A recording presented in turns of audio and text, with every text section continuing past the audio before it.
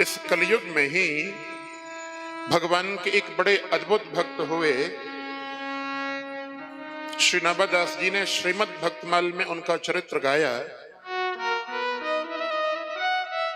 श्री रैदास, जिनको आज हम संत रविदास जी के नाम से भी जानते हैं। काशीपुरी में इनका जन्म हुआ था। एक दिन एकादशी का समय था। रैदास जी के हृदय में भाव आया कि आज एकादशी है, कम से कम आज तो मुझे गंगा स्नान करना चाहिए। सवेरे सवेरे संत रैदास गंगा जी में स्नान करने गए।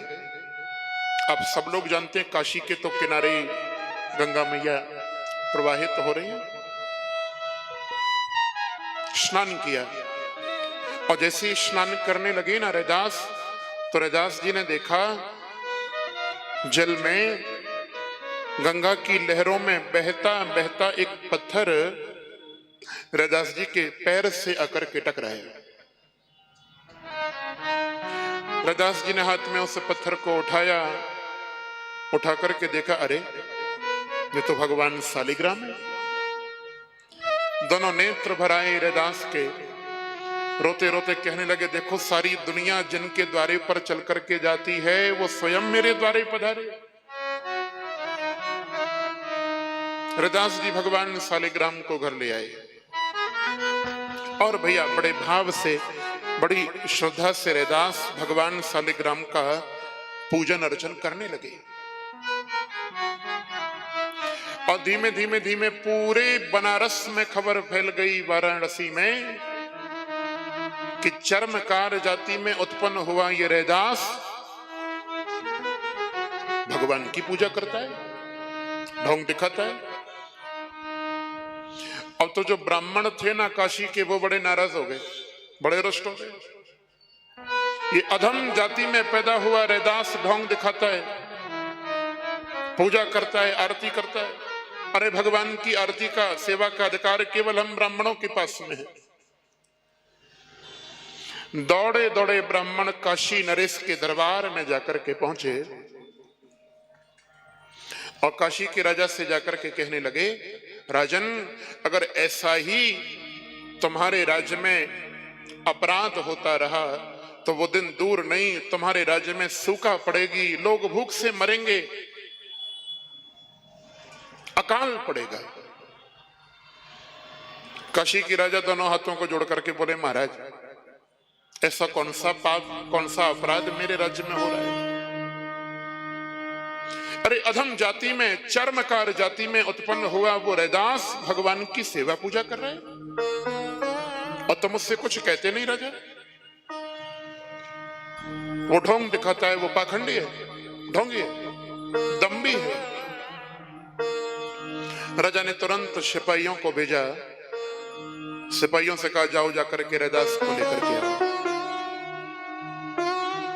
सिपाही गए और संत शिरोमणि श्री रैदास जी को लेकर के आए। रैदास अपने छोटे से भगवान शालिग्राम को और सिंहासन पे विराजमान करके लाए। काशी के राजा ने कहा, भाई रैदास, ब्राह्मणों का कहना है कि तुम भगवान की भक्ति के नाम पर दंभ करते हो, पाखंड करते हो, ढोंग करते हो। क्या तुम अपनी भक्ति की परीक्षा देने को तैयार हो?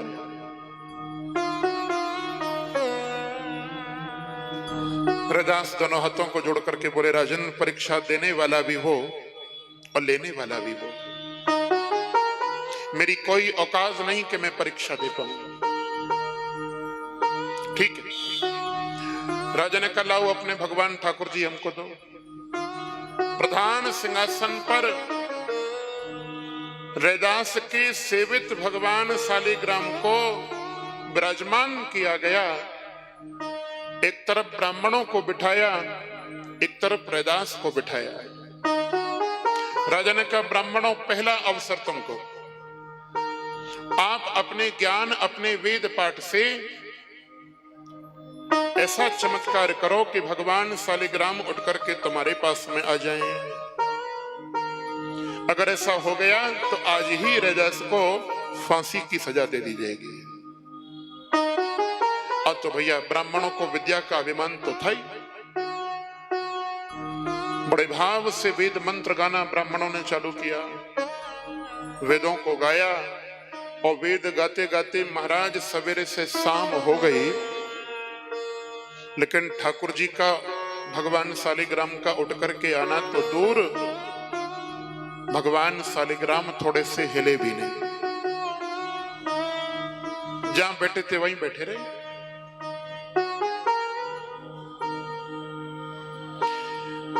जब ब्राह्मण थक गए, गला सूख गया, तब काशी के राजा ने कहा, भैया रैदास अब तुम्हारी बारी है और तुम भगवान को पुकारो।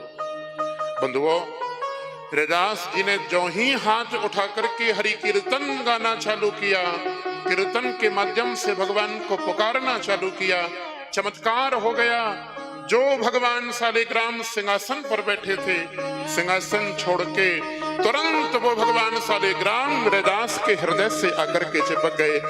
बोलो भक्त वत्सल भगवान की जय।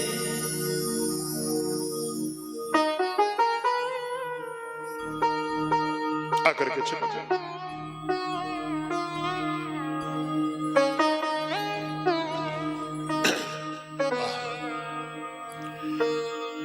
चारों ओर रैदास जी की जय जयकार होने लगी।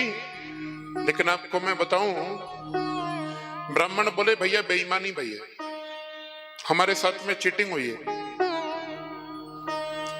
राजा बोले, कैसी बेईमानी? अरे ये जो भगवान शालिग्राम है ना, ये रैदास के सेवित हैं, इनकी सेवा पूजा रैदास करता है, इसीलिए ये पक्षपाती हैं।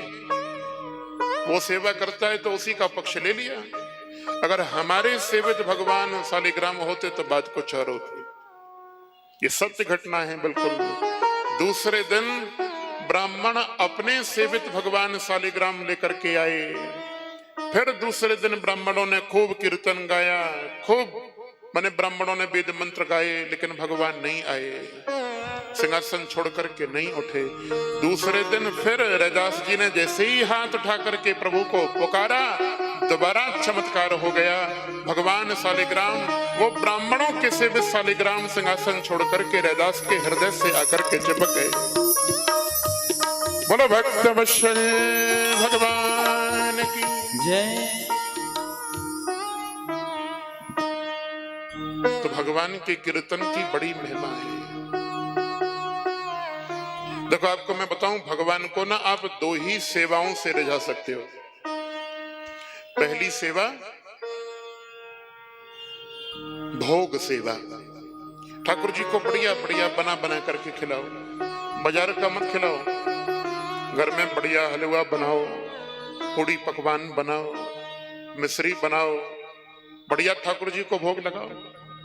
भगवान या तो भोग सेवा से प्रसन्न होते हैं या फिर राग सेवा से, माने आपके गायन से प्रसन्न होते हैं। तो आप सबके घर में श्री ठाकुर जी तो होंगे ही ना। ये नियम बना लो, रोज प्रयास करो कि अपने हाथ का बना, चाहे रूखा सूखा जैसा भी हो। अरे उस कर्मा बाई ने तो खिचड़ी खिला करके भगवान को प्रसन्न कर लिया।